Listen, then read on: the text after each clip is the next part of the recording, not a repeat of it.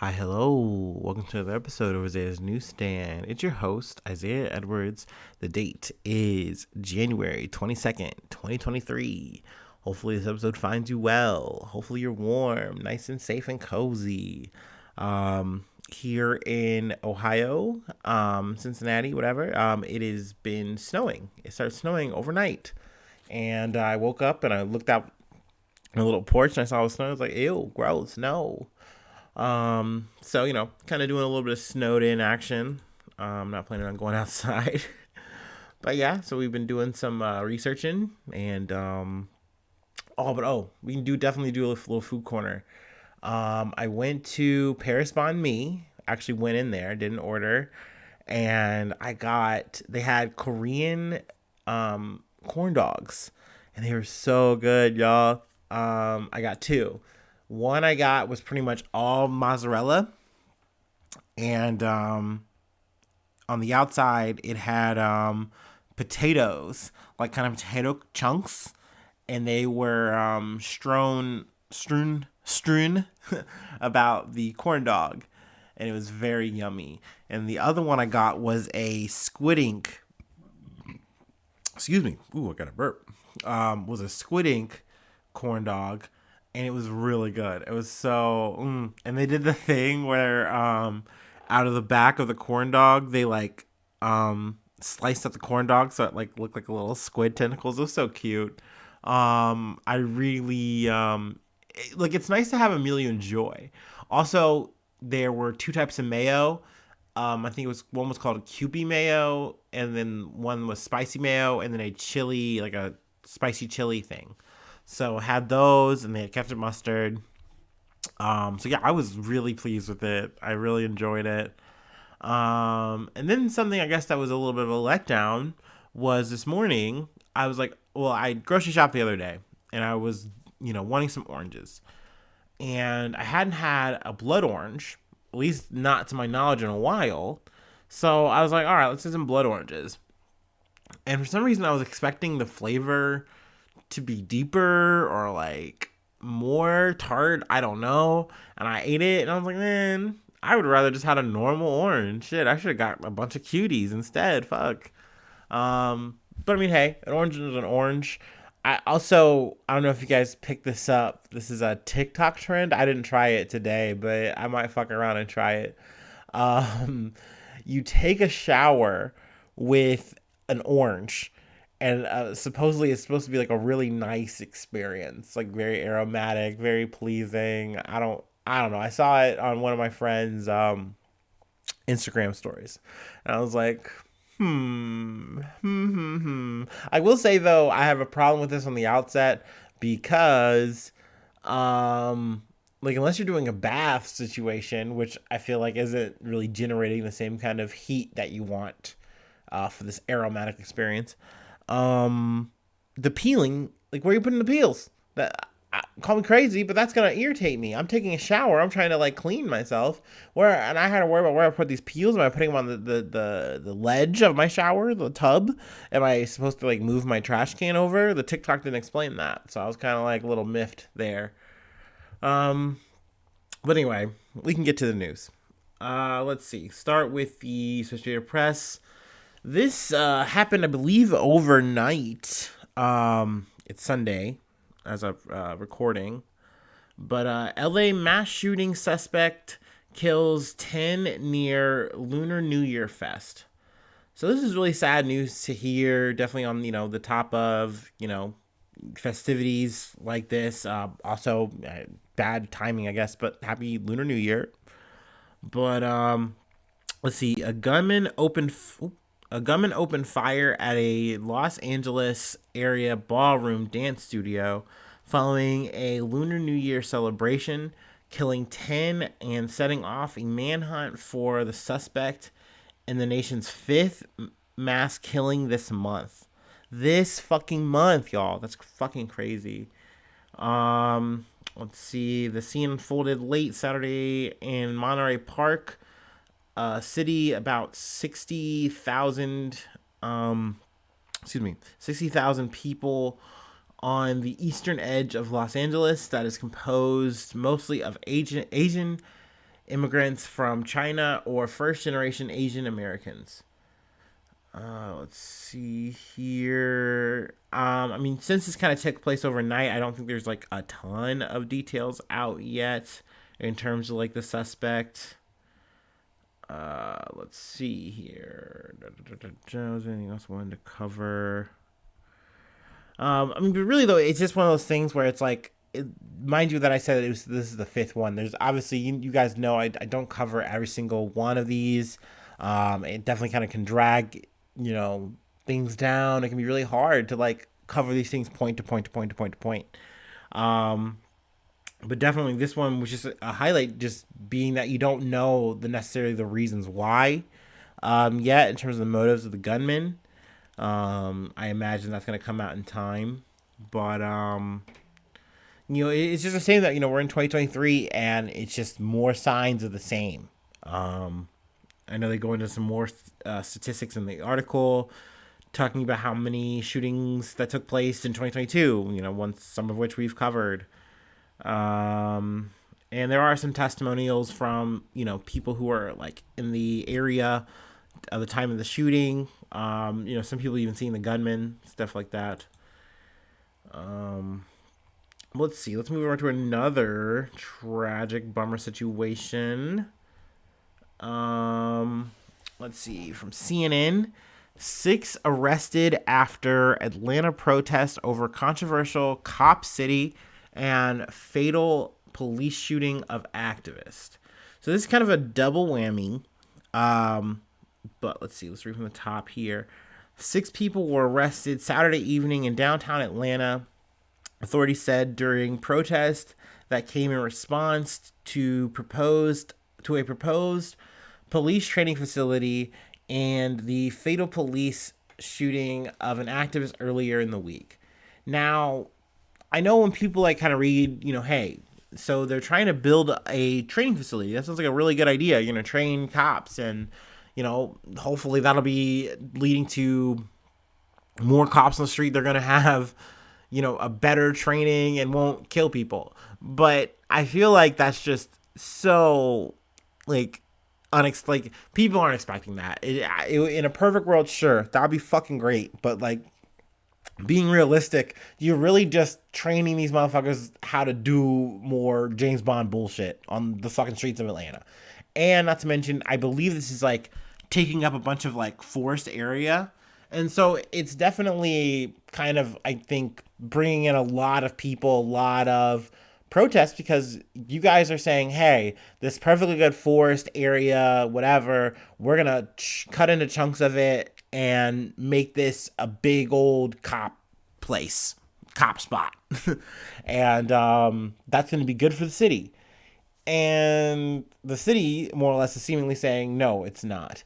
Now, granted, in this article, it definitely says that there are definitely protesters who are coming in from out of the city and,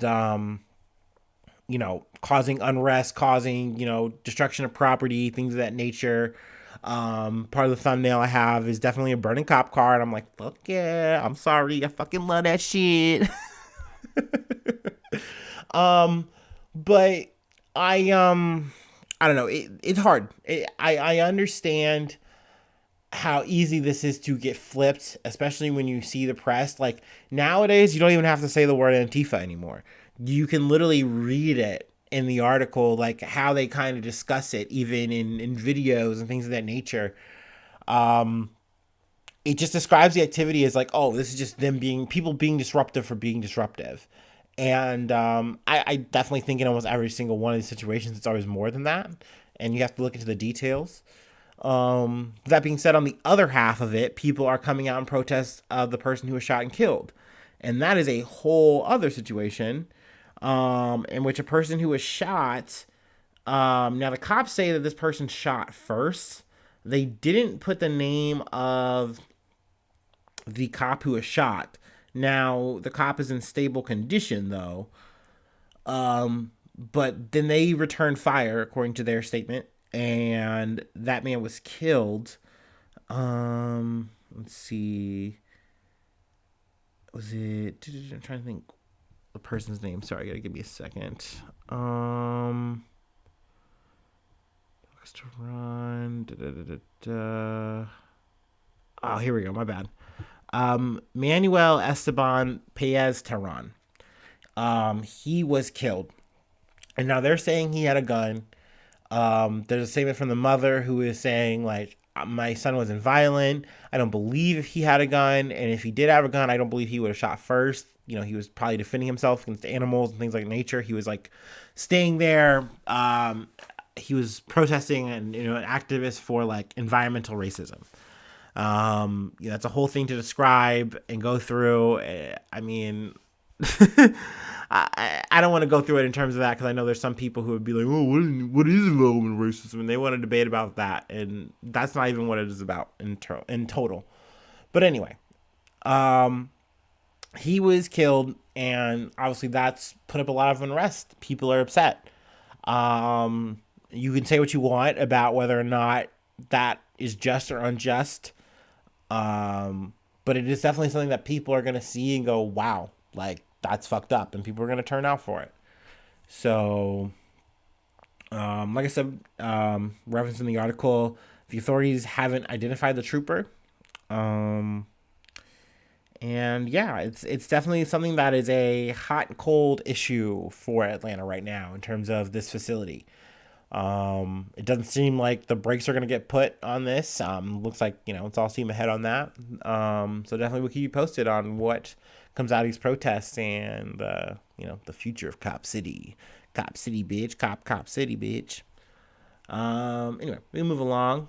Also from CNN, U.S. hits debt ceiling, prompting Treasury to take extraordinary measures. I don't know why I said it like that.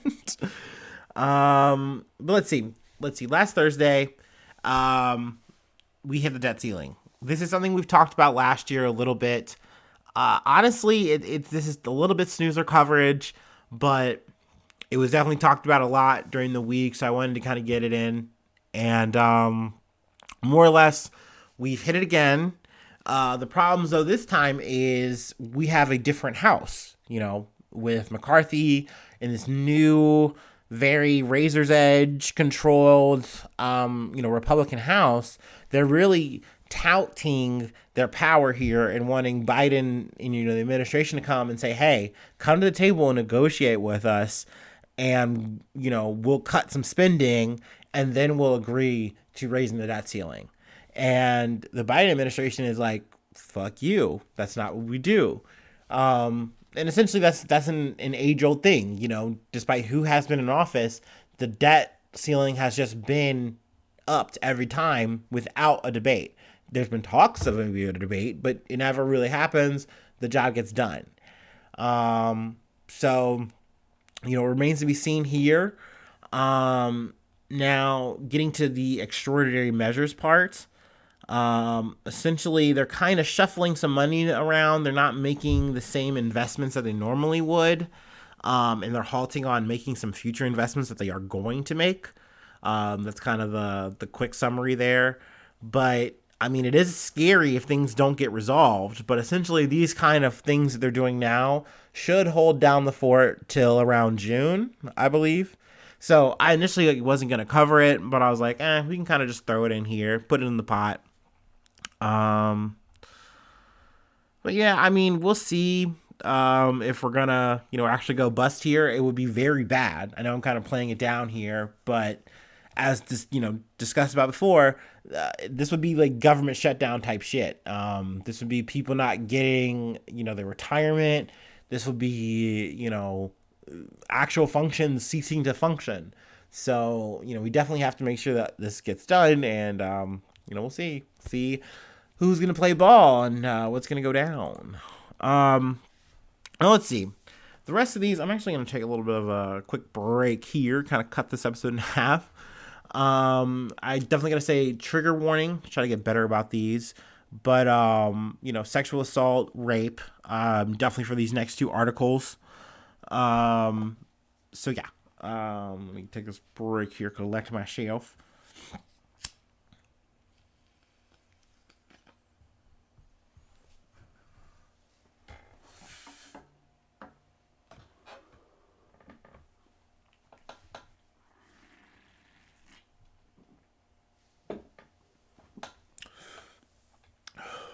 Okay. All right. From the Associated Press, porn actor Ron Jeremy found unable to stand trial for rape.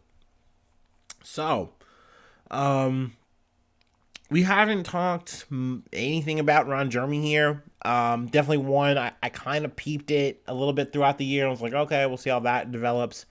Um, to be honest, as a man, I definitely feel like I don't like. It's hard for me to talk about these kind of subjects for sure. I definitely feel that I never get it right. I never nail it, and I never want to talk about some shit that I just shouldn't be. You know what I mean? But at the same time, these are news, and I definitely want to hold people accountable in whatever arena they're doing shit in.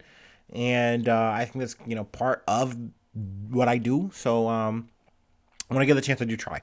So essentially wanted to talk about this situation, kind of talk about how it has unfolded. But let's see. A Los Angeles judge on Tuesday declared that porn performer Ron Jeremy is mentally incompetent to stand trial on dozens of rape and sexual assaults. Essentially, from reviewing reports from both prosecutors and Jeremy's defense that he is he is in incurable neurocognitive decline, from which he's unlikely to recover. Which I've heard it referenced to a type of dementia, or dementia, and this is the Superior Court Judge Ronald S. Harris.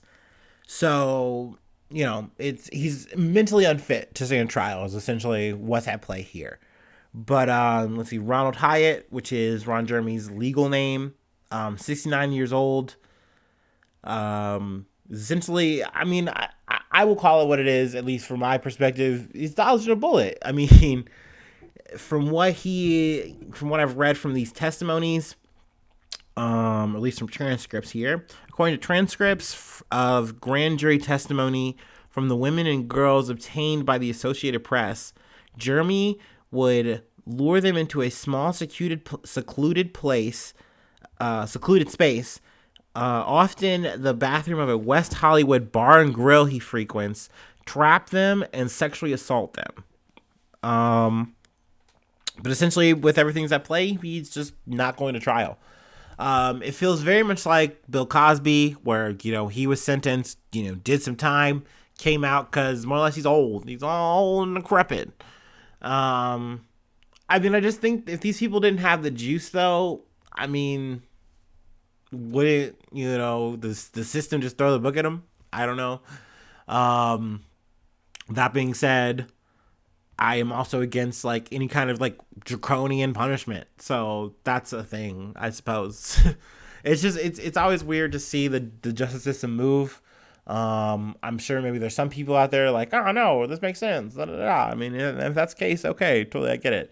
But yeah, so that happened. That's something I wanted to, talk about finally on the pod. Let's see here. Like I said, it's not like it gets any brighter. From CBS News, London police apologize as officer admits to dozens of rapes. Let's see. London's Metropolitan Police offered a public apology on Monday after a serving officer admitted to carrying out sex attacks on a dozen women over a nearly 2-decade period. This was Constable David Carrick, 48 years old. He admitted to 49 offenses in total, including 4 counts of rape, false imprisonment, and indecent assault, on which he entered guilty pleas Monday. Some of the fucked up shit he would do, he would lock women up in his home, and I don't just mean lock them up in his house. He would put them in his cupboard, and then not let them out, and not feed them. He'd have them clean his house naked. All kinds of fucked up shit. And I mean, overall, it was spanning over 18 years. He used dating sites including Tinder and Badoo, which I assume is like a UK equivalent or whatever, to meet some of his victims, and then he used his position of authority to gain their trust. So I mean, definitely really fucked up, dark shit taking place across the pond. We're gonna burp. Excuse me. They also go through some other perpetrators over time, related to like I guess like the London, UK police system that have been doing some shit. I really won't get into that. It's the other half of the article. But goddamn, definitely really fucked up to like hear that shit's going on. I couldn't imagine being, a woman in that area knowing that this shit has been taking place this whole fucking time. Like these people have been driving around like, and this isn't the first time. This isn't the first guy. So yeah, I mean, hopefully you see some change and reform there, but I mean, obviously that shit happens in the state too. You definitely see people with a badge abusing their power, um, every fucking day. So let's see. And some more fucked up news. I wish I could say that we're ending on a good note, a bright note, but sadly no. From Reuters, former female Afghan MP Nabizada shot dead in Kabul. Mursal Nabizada, a former female member of the Afghanistan parliament, has been killed by an unknown gunman at her home in Kabul. That was according to police. It was her and her bodyguard were shot. She was, I believe, taken out of power when the Taliban came into power in 2021. But since then, she had stayed to essentially fight for women's rights and, really be, a force for good in that area. And I was listening to an interview by a person who knew her and initially had offered her a chance, I think, out. Maybe not her per se, but I think like the U.S. or whatever had given her a chance to leave, but she had offered, she had decided to stay, to help out. But I think like, in the recent weeks, months, she had kind of pivoted, realizing like there's nothing much I can do here and things are getting really scary. Things are, not good. And, was trying to leave, but it wasn't looking like it was really able to. And, sadly, this happened. Um, it's definitely a shame. Um, I don't know. It sucks. I wish I could have some cool anecdote, cool thing to say here, but it's just going to be one of those things that's going to continue to happen with the way things are going in Afghanistan and the way that Taliban wants to, enact their law. And obviously, definitely not something I agree with, something I feel okay about. They do say that they're investigating the situation. Um, but who knows? Who knows how vigorously they're doing that, and if there's going to be any justice served there. But yeah, we definitely want to see more and better things happen in this world, but we will take what we can get, and I feel like the best thing we can do is talk about it. But yeah, hopefully I see you guys soon for some more good news. I love ya. Bye-bye. Mwah.